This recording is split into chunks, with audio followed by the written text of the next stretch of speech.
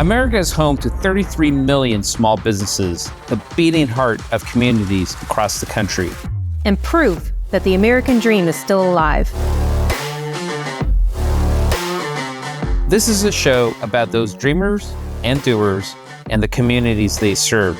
Their real life stories. Their struggles and successes. Their grit, determination, and passion. And the people who fight to keep their American dream alive. I'm Alfredo Ortiz. I'm Elaine Parker. And it's time for another episode of Main Street Matters, America's small business megaphone.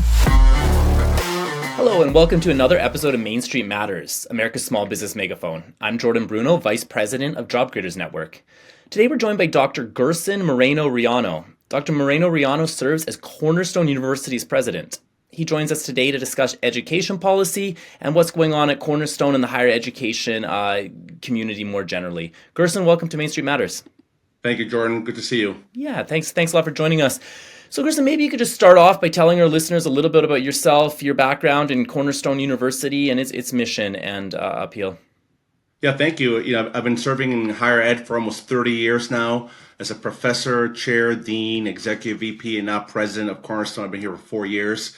So it's been an amazing journey. I've seen a lot, experienced a lot about higher ed in the United States and its potential and its challenges.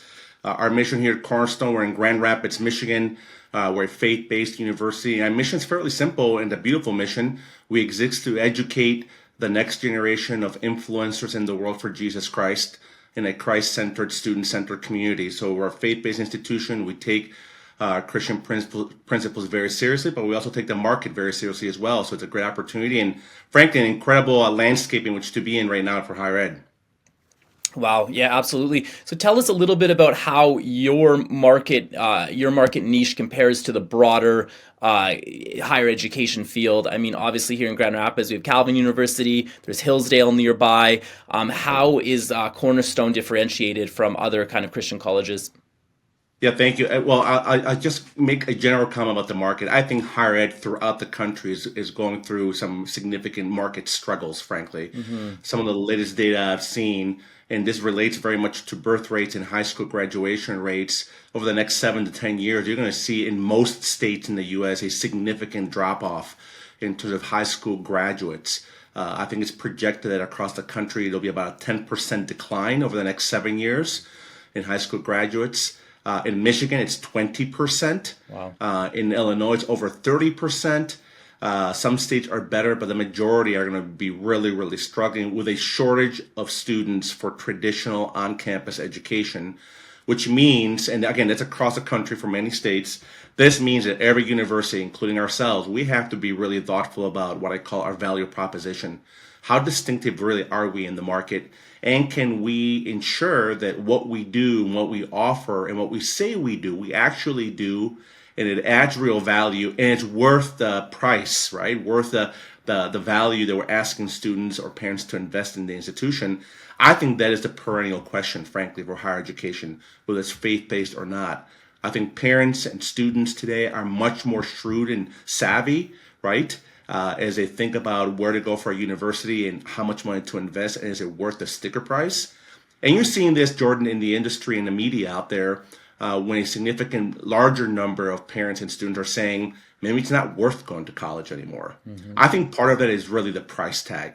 I think deep down, we all believe the importance and the value of an education, of a college education. But the question is really about the price. I think it was in the last 2 years that Vanderbilt was the first university in the country that went over $100,000 for tuition, right? That's an incredible amount of money.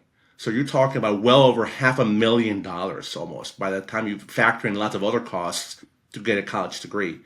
It seems to me that in today's age, we can do much better than that. So that's the challenge for Cornerstone then. We've been thinking deeply about how do we take this beautiful Christian educational mission, we're an accredited university, deliver an excellent education that prepares our graduates to be 3-4 steps ahead of anybody else out in the market, but then also ensures that the value, the price tag, really is really appropriate, right? It really delivers, and it takes into consideration the real concern of people to pay, right? The indebtedness, the loans, and all those kinds of things. So we've done two things. We focus to ensure that we give our graduates what we call moral skills. As I look at employers out there, every employer that we've talked with cares that their employees are men and women of character, of values, of ethics, of excellence, personal and professional. So we want to impart to our students moral skills. But then we also talk deeply about market skills, industry skills, next-gen market skills, so that when our students leave, they're not just have the moral skills, the character formation, have gone through this experience that have been stretched, but then also have the requisite, not just body of knowledge, but the industry knowledge to be able to contribute day one. I've seen some surveys where recent college graduates within their first couple of years in their jobs are saying, my university didn't prepare me. I'm not ready. Their bosses are saying the same thing. So we want to take moral skills, which we are in desperate need of today in the market, and market skills and bring those two things together and then give that to our graduates. And that's what we've chosen to do and focus on at Cornerstone, to be distinct from all the schools in the area here in West Michigan. I believe that we're doing that. We're seeing great results from that, and we'll continue to go in that direction, Jordan. Wow, sounds like a great value prop. The latest data that I've looked at shows that average tuition has increased twice the rate of inflation over the past generation, maybe over the past 3 decades. What do you attribute the giant this giant spike of prices to? Is it administrative bloat? Is it the fact that the government is involved so heavy-handedly? I'm sure it's maybe a combination of a bunch of things. Yeah, there are a lot of things factoring into that. I mean, just think about over the next 5 years, labor costs will go up about 30%, right? So you're competing in a market where the labor shortage is real, the labor pool is, the shrinkage of that pool is real. People want more compensation, better compensation. And the university, we're not just competing against other universities. I mean, universities have to have marketing experts, IT experts, right? They have to have personnel that are also in need of other companies and other industry sectors. So you need to compensate those individuals given the market compensation.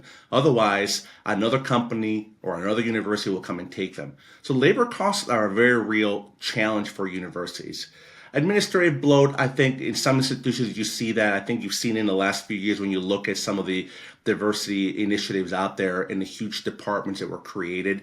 I mean, that certainly contributes to the cost factor. But I also think it's also when you're hiring faculty expertise, right? You're hiring staff expertise. That's very expensive. Right. You've got infrastructure challenges. Some universities are expanding their footprint. In spite of the demographic challenges, they're expanding their footprint, and students are demanding more in terms of services, mental health services, infrastructure, the physical campus. All those things cost more money.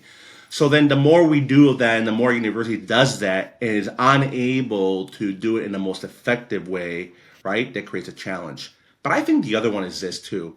I think for many, many, many years in higher ed, we've become very dependent on federal support. Yeah. I certainly see that in state-run institutions.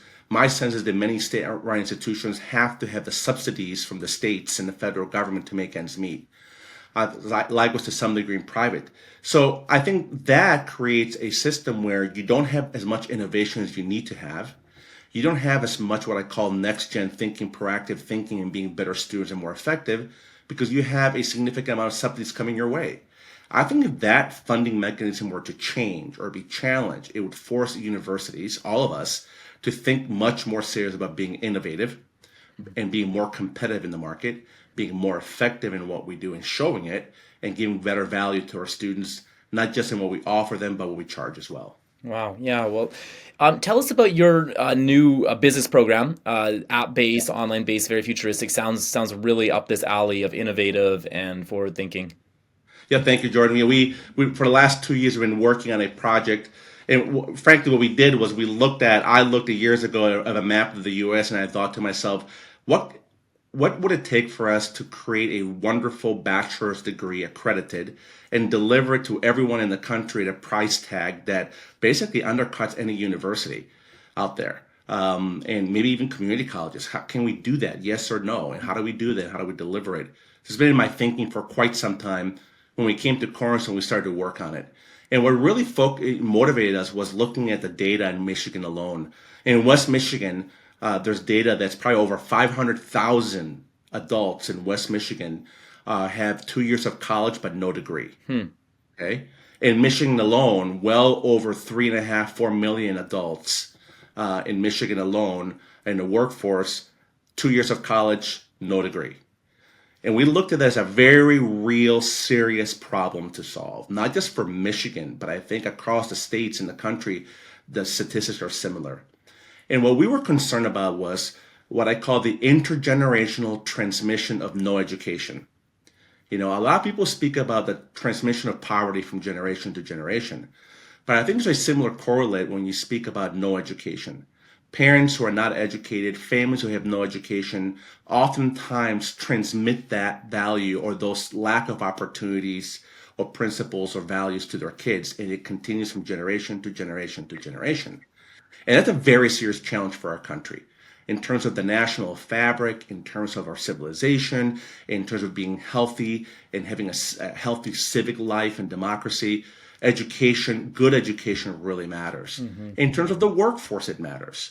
We've spoken to a lot of CEOs and employers in the last year who've told us, I have a very talented workforce, highly competent, they don't have their degree. Right. And so I'm thinking about how do I upskill my workforce for the future of my company? And that's across the state and other states. So we looked at all those problems. We knew that cost was a serious factor, and the number one factor for families and students, cost. We also knew what I call that a lot of adult learners are disenchanted. They've tried higher ed.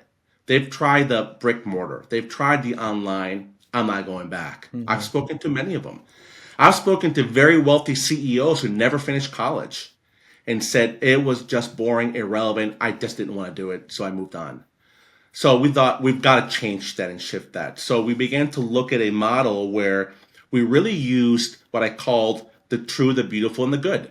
Can we take those three huge concepts and put them in an app and redevelop a degree program that is app focused, app delivered, but that every experience and touch point is beautiful, it's engaging, it's enchanting, and it gives students real knowledge of the discipline, but also knowledge they can bring into their workplace immediately and apply it. Can we do it or not?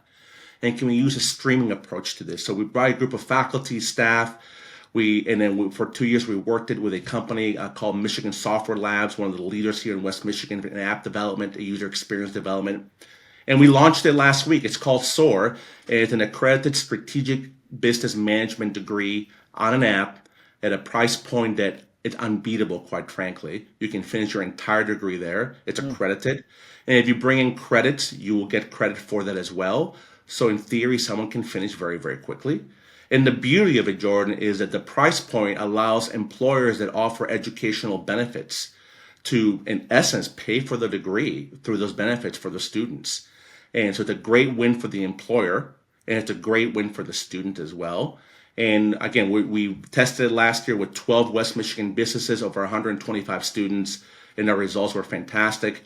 We launched it last week. We showcased it to about 45 CEOs in West Michigan, received fantastic feedback, and we're enrolling right now at cornerstone.edu for this program for a May 1 start. Wow, that sounds really exciting. Yeah, I mean, I think my wife is a great example of one of these people. She was able to get 3 years of college education done, and then just life, got away from us a bit with everything going on, kids and moves and different careers. So, I mean, it sounds like you're really filling a market gap because, as you say, there are so many people out there with some college education, but just couldn't, for whatever reason, couldn't do the full 4 years. So it really sounds like a very, very valuable program. Well, there's a degree. I mean, in the past, it was sort of stigmatized. If you didn't finish, you didn't tell anybody, right? You didn't want anyone to know you didn't finish. I hope she won't get mad at me here for telling you. Well, I mean, we've had some of our trustees, their spouses are going through it, right? So, I mean, there's no stigma. I spoke to a group last night at the Grand Rapids Chamber of Commerce, a group of Latino leaders, business leaders, and when I shared this, a number of them raised their hand and said, we're one of those millions. We didn't finish either, right? It's out there. And for us, it's really the opportunity to go after and provide what I call world-class education in a 21st, 22nd century modality, right? To those who've been left behind or disenfranchised or don't think I'll ever be able to do this again. Life is too busy, too complicated. Well, now we have an opportunity, and you have an opportunity to finish your degree on your own time, your own pace, at a price point that it's incredible, and really in a tremendously effective way. Some of the outcome results we're seeing, our students are really sticking to the program almost up to 70%, which is well beyond most adult and online education programs today. So we're very, very pleased with the initial early results, Jordan. Wow, that's fantastic. Before I let you go, I just want to ask you quickly about your thoughts on K-12 education. Obviously, in the news right now, there's the idea of returning the federal education dollars to the states. The media calls it getting rid of the Department of Education. Who knows whether that will actually happen, but that's the idea, pushing it down to the state level, letting the states experiment. What are your thoughts on K-12 education and this provision more broadly? Yeah, it's a great question. I mean, we're seeing that here in Michigan and some of those challenges. I think that we have to have a real serious national conversation about K-12 education and the purpose of education. I think it's part of the challenge and part of the push and pull. In education, unfortunately, over the last 30, 40 decades has become much more about either indoctrinating students, whether it's K-12 or colleges, or pushing what I call skepticism, not the beautiful, the true, and the good, right? Right. So Postmodernism. Right. You have students graduating K-12 or in colleges who, quite frankly, are what I call sophisticated skeptics. That's what we're graduating. Somehow they have a degree in skepticism about anything, the true, what's good, what's right. That's never been the purpose of education. From its earliest beginnings, the word education literally means to lead someone out of darkness toward the light. I mean, that's in essence what it is. That's what we should be doing as educators. So I think we have to have that conversation first. I think it's really important, because if we just send it back to the states and that conversation is not had, then we will have 50 bigger problems potentially, right? That we have to address.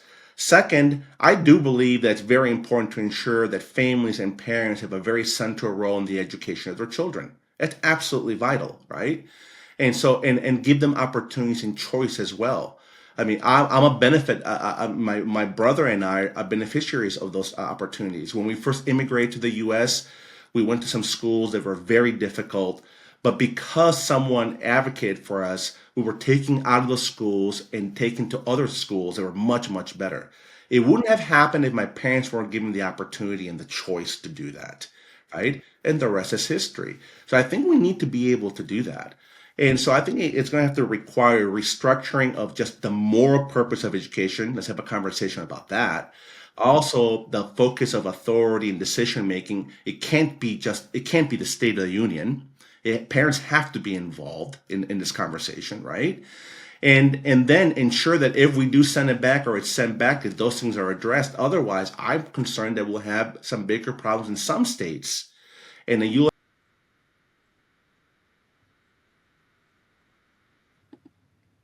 Well said. Well said. Well, Gerson, thank you very much for joining us today on Main Street Matters. Main Street Matters is part of the Salem Podcast Network. New episodes debut every Wednesday and Friday. Please subscribe at salempodcastnetwork.com or wherever you get your podcasts, and we'll be back soon with another episode.